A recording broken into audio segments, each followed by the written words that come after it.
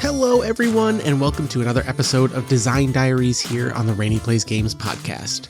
This is going to be the last Design Diaries episode for my Gardens of Rust game that I have been designing with my friend Christian Grundle of the DMs After Dark, an excellent adventurer and scenario and game writer who does a lot of work with Call of Cthulhu and a lot of other games. Definitely go check out Christian's work.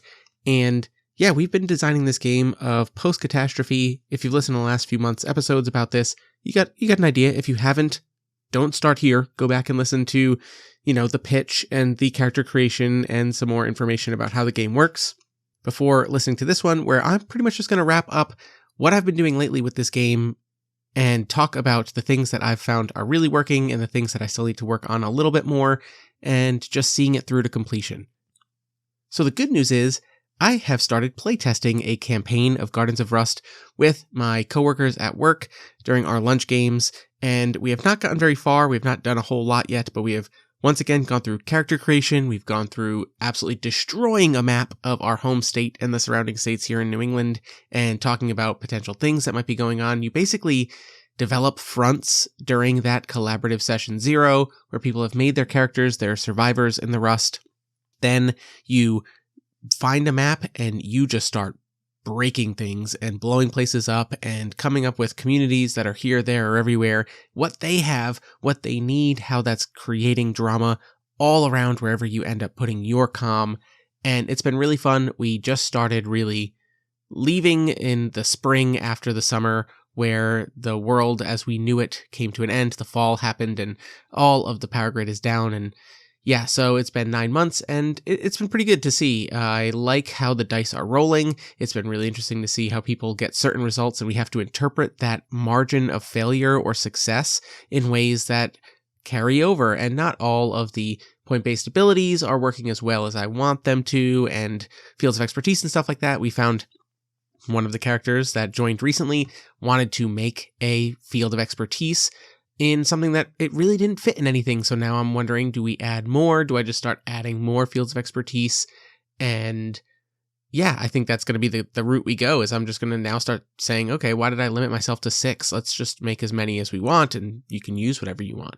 So it's been really cool seeing how that works, and how dangerous this game is definitely something that I feel like is working really well. Every time there's a failure, if you want as a GM, you have options. Again, this was last episode. You have options to use those margins of failure to just start racking up damage in any of the 3 condition tracks. I mean, it could be harm, right? And this is what happened with one of our characters. He rolled almost a critical failure during a traveling portion, and I said that he just found some really unlevel ground and something collapsed and he took a lot of damage. And now going into the next scene, the next place that they were going to be interacting, he is going to be very hurt going into that. So he's going to have to be very cautious or clever about how he plays from here on out, because healing is not easy in this game. And he's now, a few days out from their community. How are they going to get him back safely? But also successes, right? Successes are working and they're passing off some bonuses and stuff like that. So it's really fun. I obviously did the very barest of playthroughs last month for the episode of this, and I think that all that's really left to talk about in this Design Diaries series that I want to talk about with Gardens of Rust is the other phase of the game, which is the community phase. It is definitely the phase that still requires the most work and playtesting, but I'm very hopeful for how it is feeling in the little bits that I've been able to play around with it. And I guess now's the time to talk about it. So I think I went over this in the first episode, but the Comm is kind of like a crew play sheet from Blades in the Dark and other Forged in the Dark games, where you have your crew sheet that functions as something that includes all of the PCs and gives them certain benefits. It works a little bit like that, where your Comm is going to have their own stats and attributes outside of your PCs. And in fact, when the players finish the player phase, where they're playing their PCs out in the Rust and they return to the Comm, they're actually going to stop playing their PCs themselves, maybe, probably, most of the time, and they're going to start looking at it from a bird's eye view and making decisions about the comm from a entire population of the community kind of way. And in my mind, so I'll just real quick go over the 6 stats for communities. They are population, which is strictly the size of the community, but also eventually will influence how many actions the players can take during a community phase, right? The more people you have, the more that can be getting done at any given time. There is resilience, which is how hardy and prepared the community is to weathering certain trouble, right? And that could be against weather, it could be against people, it could be against hunger and starvation, right? These are things that are going to increase your assets and what they do, assets being NPCs, right? They're more prepared to handle certain problems. Your defense, maybe your scouting range for NPCs and things like that. Then you have the 2 project-ish related stats, which are innovation, which is your ability to start and complete projects and build things that will eventually become assets or things that are giving you back resources so you can be more efficient in the new world. And then restoration, which is not just fixing old things that are broken around the world and repurposing them and making them valuable again, but reducing rust points, which is an abstract point system that the GM is going to assign rust points to everything around your comm. It could be factions, and by accruing rust points, they're becoming more irritable, or they're not playing as nicely with the rest of the comm. It could be on your assets, and these are things that are very important to delivering you resources and things like that that are keeping people fed or water clean or anything that you can imagine around your community. And you need to spend actions every time you have a community phase, reducing as much of those rust points as possible before things get very bad. It is sort of just a resource management minigame in between venturing out into the rust. The other 2 stats are cohesion and morale, but those are derived from combinations of other stats. So morale is calculated as the die sizes for resilience plus the die size for innovation. Then you divide that by 2, rounding down, to get the starting morale for the comm, which is indicative of the comm's ability to withstand issues and stay focused on the road ahead. Then there's cohesion, which is calculated as population plus restoration divided by 2, and this is how closely knit a community is. No matter how many people come together, the restoration of any kind of familiarity from the world before can keep people civil and helpful for one another. So, knowing that, and you have these 6 stats for your community going into a comm phase, the basic way that the comm phase plays out is the GM is going to open the comm phase with an overview of the community, resource levels, ongoing projects, ongoing troubles, how many rust points are accumulated throughout the community, and then potential threats that may be on the horizon either from within or from without. There's probably going to be some collaborative storytelling of narrating the state of the community when the PCs return, vignetting some of the things that they did, what they're bringing back, as well as some of the things that happened while they were gone. And then before the players begin starting to take their actions, the GM will allocate rust points to the comm's status tracks and assets based on the season at the time that the game is taking place. So spring is going to be 8 rust points, which is pretty rough because the world is just coming back and things are growing and things are needing to be tended and weeded. Summer is the easiest season that only accrues 6 rust points. Autumn is 7, and winter is brutal. It's 10, but most of the time you're going to probably spend your entire comm phase for winters just hunkering down. Although there will be examples of times when you cannot do that. Then, if the PCs have any individual field of expertise abilities from their character hex, they can use them at any point during the comm phase. That is something that is not in the quick start yet, but we've been developing and designing for a while.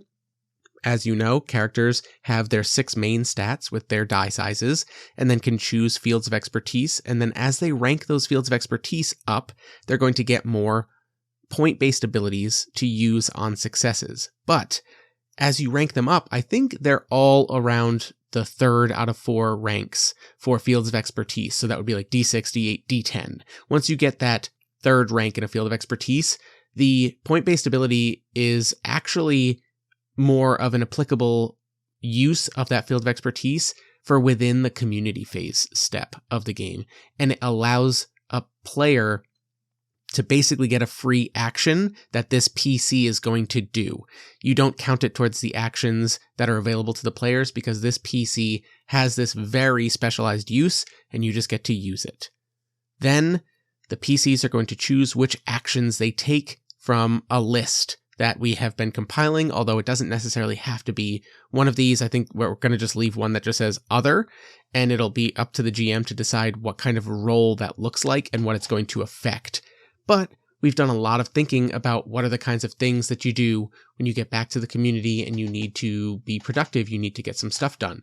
So the number of actions that are available to the players is based on the population score of the community, right? The smaller the population of the community, the less you can ask them to do in some downtime. So like if it's a D4, which is like 50 or less people, there's only 2 actions. So the players are going to have to negotiate among themselves, because there's likely more than that just in player characters or players at the table, about what are the 2 most important things we can do right now. It's pretty hard to get ahead with a very small comm. Now, it's not impossible, right? If you have the assets and resources at your disposal to sort of not worry about certain things, right? Like it's also not hard to feed 50 people compared to, let's say, 500. If you're feeding 500 people, I mean, you almost have to allocate one of those actions every time towards feeding people. But if you get a good system going for small comms, they're almost more manageable, and then you can think about what you're doing. But then there's one more additional action for each die size up. So D6 size comms get 3 actions, 4 at D8, 5 at D10, and 6 at D12.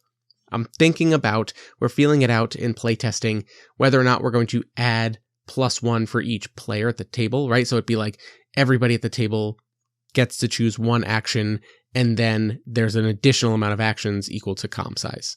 That might get too much. I'm trying to find the sweet spot. But then they're going to choose their actions and make the rolls that are associated with them. I will talk about some of the actions in a second, but basically, resources need to be assigned to assets if the assets are going to be used, which usually give you things like your flat +1 or +2 or have certain abilities baked into them that function almost like fields of expertise, but they're like equipment or NPCs that make certain roles easier. Some of the actions that we've been thinking about and I think have really felt right going into it and trying it out, and I can't wait to do more comm phase testing. But these are the actions we have come up with. First, we have scout or gather information. And this is actually sort of one where the PCs could just save this as an action, but if they have one and want to get it before they go out for the next player phase, it might be worth attempting to send out some NPCs. They determine a non-PC group of people from the comm to venture out and potentially uncover details about people, places, or things out in the Rust. They're going to roll a population die versus the season that they are in. That's the Rust die. And on a success, the GM will give information based on the difference and mark the number of success points in the fitness pool, as we're calling it, which is population and resilience. Unlike the player phase, where failure is what gives experience for growth of a character, success is what is going to give experience for growth of the comm, because they have figured out how to do things and they are making progress towards improving it. Then there is harvest and allocate resources, which is covering collecting all kinds of resources from your comm's systems or nearby areas. This is a role of innovation versus the seasonal Rust die, and on a success, you gain resources equal to the difference. You can say what those are, or it's, inferred by what you are attempting to harvest, and then you mark success points in the preparation pool.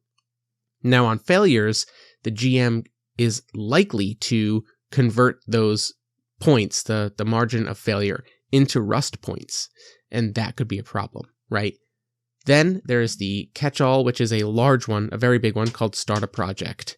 Those of you who've played The Quiet Year know all about starting projects, and you can't really do a community-based phase of a game or any kind of community-building game without that. And so projects are the primary source of developing your community. You're going to work together to determine the end result, the goal you would like to achieve, and the GM is going to set a Rust die for the project. The size of it, and then obviously also how many success points you will need to gain in margins of success to complete that project. When you succeed on action rolls, you make progress, and there's certain types of projects I've thought, so I've almost subcategorized it, and we have projects that will improve resource efficiency, which is improving resource allocation, getting pluses to how many resources you get if you succeed on that, or lowering resource costs for assets, right? Making assets more efficient and requiring less resources to upkeep or use, converting resources from one kind to another. There is creating a new asset. That could be recruiting an NPC. That could be making a piece of machinery or something like that. There is improving existing assets. So on successes, you will make progress or flat out just improve in quality by 1 or 2 tiers, depending on your margin of success. Failures might affect quality the other way, or NPC attitudes, things like that, people who are using it. So that's a good one because your assets can become better, right? Somebody is using it so much that they've found out ways to make it more efficient or use it more smart, Wow, work smarter, not harder. And listen to me talk. And then lastly, there's things like community morale projects, right? That might, in effect, create something that you can use in a future or other action called rites and rituals in the future, but it's creating these moments or creating these connections between people that are going to improve morale or reduce rust points. It might have multiple uses of what you're trying to do. Again, you're going to talk about that with the GM. What's the end goal that you are trying to do with this? Okay, let's see if we can make it happen. Obviously, reducing rust points is a huge action that you're probably going to take every comm phase, unless you got way ahead earlier. Or it's summer and you're not accruing as much and there's more important things to be doing. This is just the general upkeep of the community. Their statuses, their assets, you're just rolling restoration versus the season. And on successes, you get to remove a number of rust points equal to your margin and mark the success points in your preparation pool. Preparation is restoration and innovation. And that's your XP pool for that. We have moves for celebrate as well as rites and rituals. These are 2 different takes on sort of social moves within the comm. Celebrate is sometimes everyone just needs a win, right? And positivity. This is going to require that you just spend a resource, but you're going to improve NPC asset qualities. Like, so if it's to celebrate a particular asset that is an NPC, maybe you can improve it through a celebration instead of a project, or you can mark progress on a project equal to the difference, or you can just start working on narrative-based changes to how certain interactions within the comm are working. Then there's rites and rituals. This is an interesting one that I think is almost inevitable if you start thinking about 1 year after everything we know it is gone.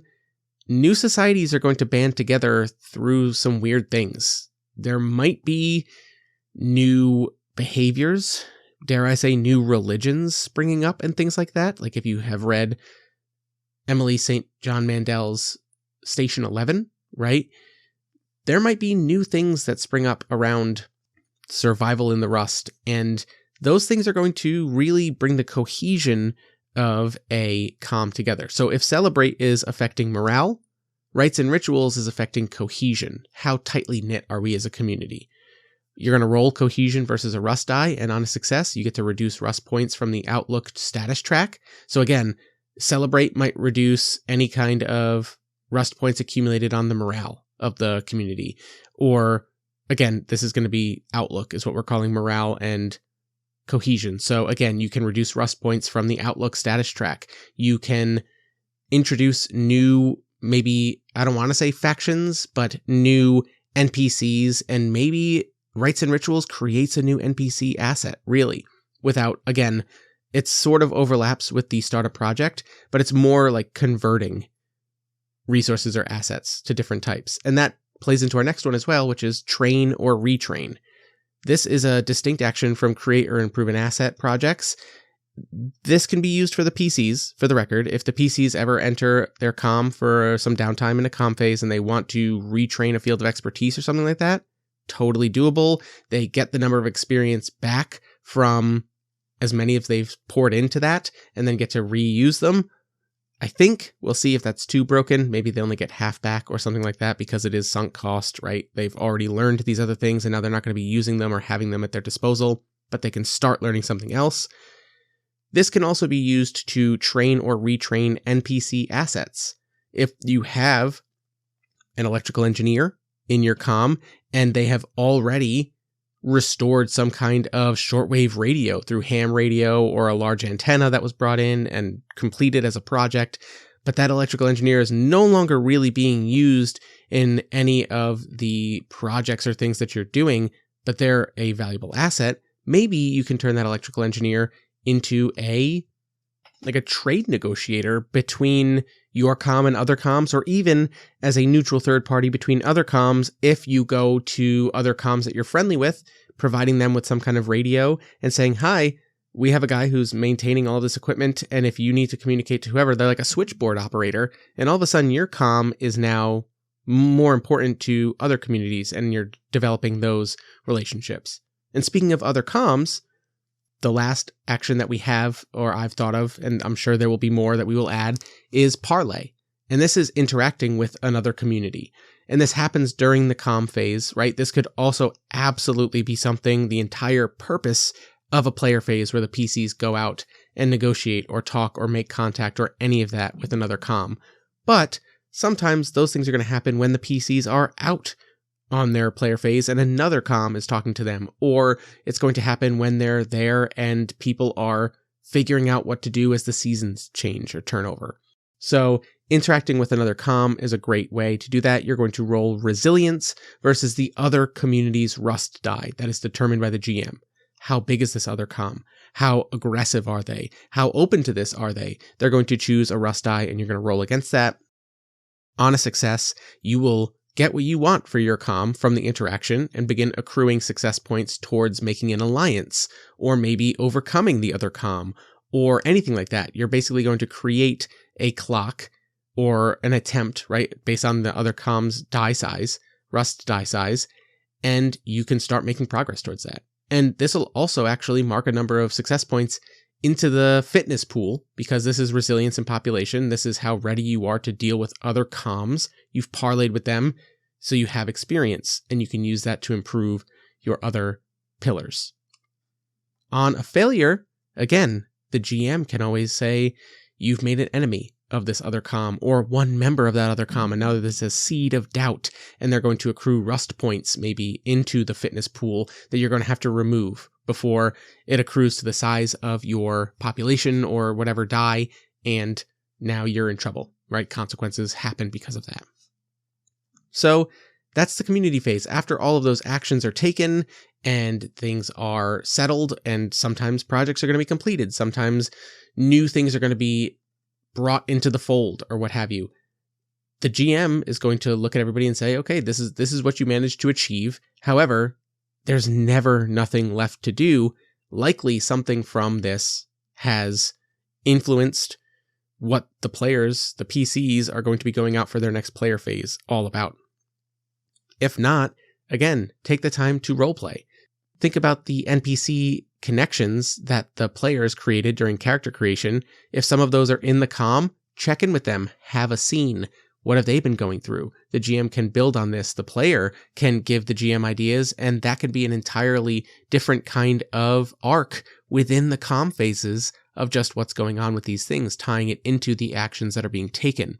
Or if they're NPCs that are not in your comm, maybe word has gotten out. Maybe a postman has come through, right? If you think about, the solo potential of this game is great because you can either be like a traveling mechanic fixing things for people, you can be a traveling minstrel or singer or something like that that's raising people's spirits throughout comm to comm. Again, Station 11, they're a traveling theater company, right? Or you can be a traveling just postman, right? One of my favorite things about the Mouse Guard RPG is that a lot of times the job you're doing is just delivering the mail. to another settlement. And that in this world would be incredibly important. And you'd recognize those people. They'd probably end up wearing some kind of very identifying symbols or something like that. So again, world building right there for your group. What do those people look like in your area of the world? Pony Express style, right? Like, how do they make sure that people know that they are a neutral party? And what news are they bringing from the outside world? That could be related to one of your PC's NPC relationship out there in the world. And now you have the idea of what to do for a player phase. Oh, they were last seen 3 days north of here? Oh my gosh, I need to go find this person because I need to know they're alive. I need to know what they're doing. We can bring them back here or find out what they're doing. So there you go. That is how I imagine in my brain community phases will work for everyone. But obviously, it's one of those things that has been tested and still needs the most work for this game, but I'm very committed to making it work so it doesn't just feel like everybody's just itching to go back out into the player phase and explore, which I totally get. But I want the community to be meaningful so that way during certain portions of the game, certain actions, and again, in the player phase, certain actions may not have immediate consequences for the players out there. The GM might just hold stuff to make things difficult during the comm phase, right? This is a very important place for your PCs that I don't want it to just feel detached. I want it to feel like another front, if you will, to borrow PBTA terminology that they have to constantly be dealing with. All right, well, next month's Design Diaries is going to be about a different game. This was supposed to be the year that I put out more games, and I promise I want to. I promised Detectives to you guys months ago, and the game is done, the layout is not. If you listen to my interview with RP from Fari RPGs, then you know that I finished it, and I just am not happy with the layout that I've done for it, so I may end up honestly just drawing it on some 8.5 by 11s and scanning it and uploading it, and that's what you get. Or maybe I can do that as like a frame and do my own hand-drawn thing, and then put the text on in Affinity. I'm going to mess around. That game is coming. Rosso and I are working on Mech Cities 3, and I've received quite a few comments about Mech Original from people who got it in bundles, and I do realize that there are some issues with it, so part of me really wants to go back and do an overhaul of Original Mech, and then what I might do is make it free, I don't know, but I want to fix the original adventure because I think there are some issues with it, typos at the very least, or inconsistencies in language. So Mech Cities 3 is coming, Detectives is coming, Gardens of Rust in some form or another. The quick start will likely be out this year if things go anyway. I really want to commit to trying to get this out, but again, we did pitch this to a publisher, so we'll see if they get back to us and have any interest and how that affects things. And then I have a few other games. I have a young players RPG in mind where you play animals, and I recently scored a huge thrift find. I should post a picture of it, of like old species reports for animals that I had as a kid all the time. It basically is like a picture of an animal on the front. You open it up, it shows you its distribution and range throughout the world. It tells you tons of fun facts about their growth patterns and how they grow and how they live and what their diet is and what their behaviors are. And that is exactly the kind of thing I want this game for kids to play like, because every kid has favorite animals, but that could change day to day, week to week. I know, and I'm probably weird on this. I was obsessed with animals going into like middle school. Like I wanted to be a zoologist. I wanted to be like a researcher, field researcher for animals and, endangered animals. I think that there's a lot of value in that for kids, as well as understanding the basics of starting to learn environmental science, ecology, etc. That's a game that I'd really like to do. And I know that I just said a lot of big words for a game that's about kids. You just roll D6s, they explode, but you get to play as an animal and they get some really interesting, but real world inspired biological. I'm rambling. I promise I'm going to work on more games this year. If you have any that you would like to hear more about, check out my previous year's Design Diaries 1 episodes that I did. And yeah, I really want to make more games. I should have more time. The last few months have been brutal. No outro spiel this time. But I do want everyone to do one thing for me. If you've listened this far in this episode, if you haven't joined the DMs After Dark Discord, then email me at RainyPlaysGamesPod@gmail.com. If you are in the DMs After Dark Discord, message in the Rainy Plays Games channel or any of them. Tell me about a character that you would play in a Gardens of Rust game. What would be their skills? What would you want to explore as a character in this very, very different, but seemingly the same dangerous world out there. All right, stay safe, learn a thing or two, look around the world a little different. I'll see you next month.